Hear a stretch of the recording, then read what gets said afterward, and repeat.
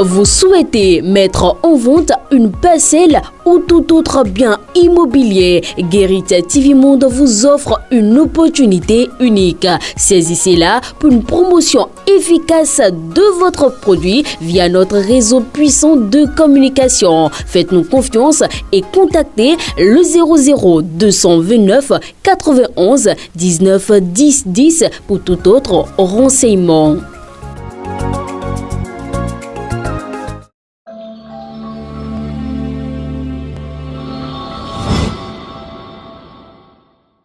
Un calme apparent depuis les manifestations du week-end dernier. Un calme résultant de la forte pression exercée par la jeunesse sénégalaise sur le système sale. Cette tranquillité semble bien découler de la récente décision du Conseil constitutionnel sénégalais. Selon nos confrères de Dakar contactés par téléphone, la population vaque à ses occupations dans une sérénité trompeuse depuis l'annulation du report des élections présidentielles par le Conseil constitutionnel. Le climat commence à se décrisper. Dakar, la capitale sénégalaise, est redevenue une ville active. Les gens vaquent paisiblement à leur occupation. Maintenant, pour la tenue de l'élection présidentielle, le président Macky Sall appelle l'opposition à un dialogue pour fixer une date adéquate. Pour le moment, la situation est calme au Sénégal. Les gens vaquent à leurs occupations. Les boutiques, les magasins ont ouvert leurs portes et vraiment la vie continue. Bon, cependant, il y a dans certaines zones stratégiques quand même. Bon, on note la présence des forces de l'ordre pour parer à d'éventuelles manifestations. Pour le moment, nous en sommes aux arrêts. Pour le moment, le président continue à faire ses consultations. Le ministre de la Justice, Maître Aïssata Tall Sall, a fait une sortie hier pour parler des vagues de libération. Selon le ministre de la Justice, bon, ce sont des libertés provisoires.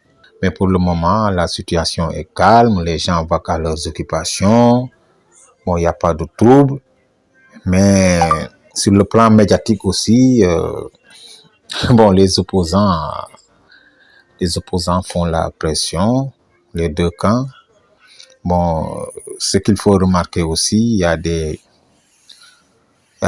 grands partis comme le Réumi, le parti de Idrissa Seck, l'ancien premier ministre, qui n'a même pas pipé mot sur cette situation. Bon, ce qui laisse à croire que, bon, dans l'opposition, il y a certains qui sont avec le président. Avec Macky Sall qui affirme avoir pris acte de la décision du Conseil constitutionnel et qui, aussi tactique soit-il, change de paradigme et permet une libération des prisonniers politiques, l'on se demande à quoi joue le numéro 1 sénégalais dont les dernières décisions ont causé des pertes en vies humaines. Est-il toujours en quête d'une sortie honorable et sera-t-il d'ailleurs en mesure de l'obtenir? Macky a le dos au mur. Macky a le dos au mur. Il est obligé. Écoutez, il veut sortir par la petite porte, mais son image est déjà égratignée. Il ne devait pas faire. On ne fait pas de la politique pour combattre des individus. Moi, j'ai vécu au Sénégal. Vous vous attaquez. Dès qu'il a commencé par s'attaquer à Sonko, j'ai dit, ça, il aura derrière lui la jeunesse sénégalaise. C'est pas seulement les hommes politiques, et je parle de la jeunesse, parce que Sonko était le représentant de la jeunesse. Aujourd'hui, qu'est-ce qui se passe? Qui pouvait croire qu'aujourd'hui Macky va trouver un médiateur entre lui et Sonko? Il était décidé à finir avec lui parce qu'il sait que c'est Sonko qui va le remplacer. Aujourd'hui, il est obligé de tout faire. Si on prend un chien aujourd'hui contre le candidat de Macky Sall, le candidat sera battu. Parce qu'on va finir avec le système de Macky. Aujourd'hui, quelque chose qu'il fera, on a dit qu'il va dégager si le 2. Parce qu'il devait tenir compte de ce qui se passe dans la sous-région. Un coup d'état militaire n'est pas impossible là-bas s'il refuse de partir dans les honneurs. Le 3 juillet 2023, c'est un lundi, s'est adressé au peuple sénégalais. Au moment où il s'agitait dans la masse d'éventualité d'un troisième mandat, il est venu clarifier le jeu et il a dit, il y a une phrase que j'ai retenue, je veux tenir ma parole et je tiens à ma dignité. Donc, entre le 3 juillet 2023 et le 3 février 2024, qu'est-ce qui a pu se passer? Puis c'est le 3 février, à quelques heures de l'ouverture de la campagne, que le décret qui a été pris, le décret qui a été invalidé par le Conseil constitutionnel, a été pris pour le report de ces élections. Or, vous savez que les élections démocratiques en Afrique sont un grand rendez-vous.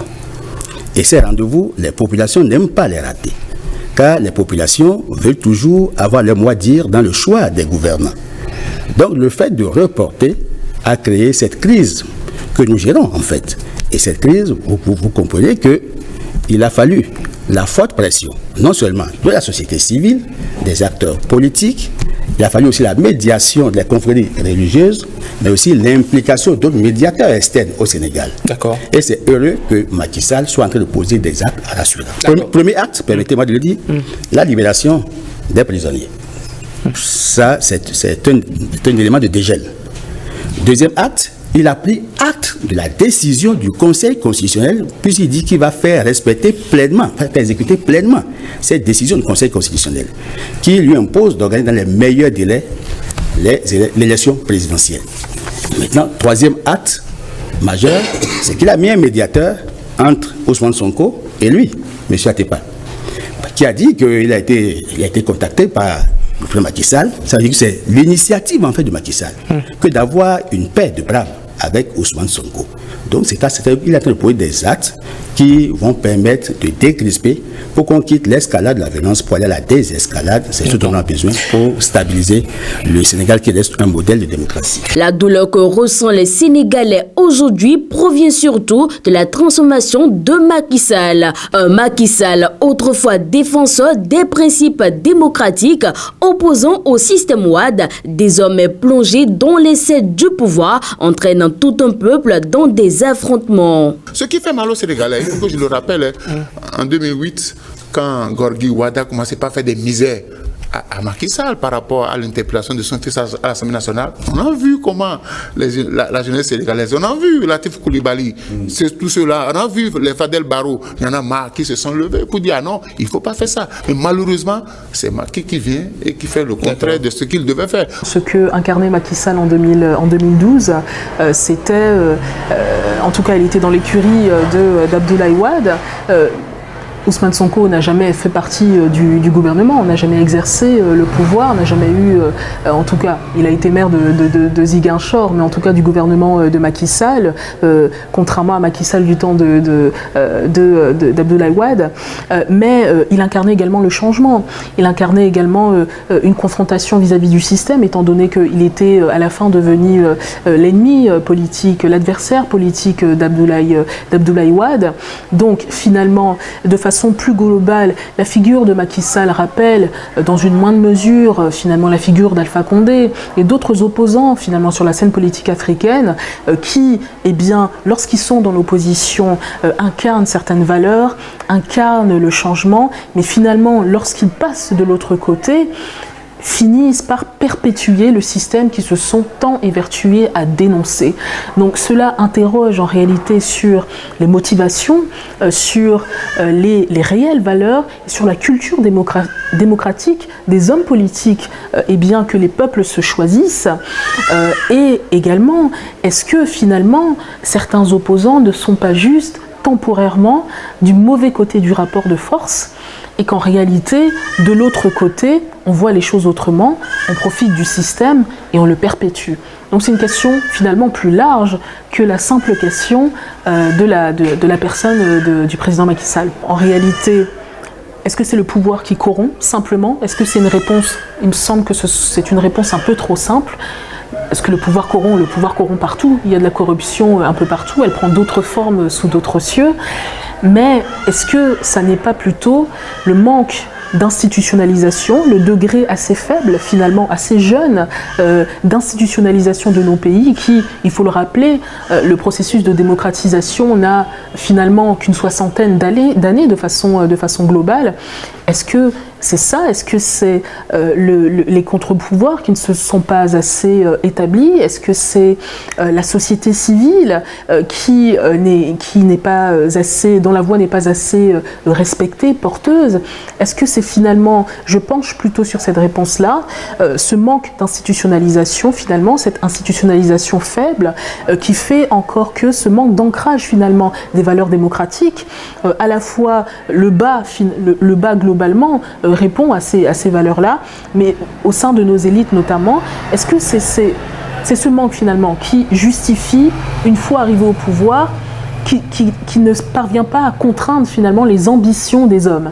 Parce qu'en réalité, la nature humaine est universelle. Ce qui contraint les uns là-bas et qui n'arrive pas à limiter les ambitions, les velléités des autres ici, en réalité, c'est le cadre. Et le cadre, ce sont les institutions. Donc je pense qu'il faut agir sur les institutions, il faut travailler à les renforcer, travailler à renforcer l'état de droit, travailler à renforcer la séparation des pouvoirs, travailler à renforcer le respect des contre-pouvoirs, travailler également à renforcer la société civile. On se souvient de la phrase de Rawlings qui disait que lui, il veut faire en sorte que même si le diable s'installait au Ghana, il ne puisse pas changer ce que lui, il avait mis en place en termes de cadre institutionnel. Donc c'est très fort. Donc ça veut dire que il ne faut pas regarder les hommes, il faut regarder les institutions qui sont à la fois des contre-chocs, qui sont à la fois qui viennent atténuer finalement toutes les sortes d'abus de pouvoir. Maintenant que Macky Sall semble s'efforcer à rétablir l'ordre constitutionnel et organiser les élections présidentielles à bonne date, les dirigeants africains, eux, devraient chercher plutôt le vaccin contre l'épidémie des coups d'État institutionnels et surtout contre celui du 3e mandat présidentiel. Toutes les activités payées au service commercial de Guérit TV Monde seront désormais publiées gratuitement dans les colonnes du quotidien La Guérite. Pour plus d'informations, appelez le 00229 91 19 10 10. Guérit TV Monde, le leader des Web TV.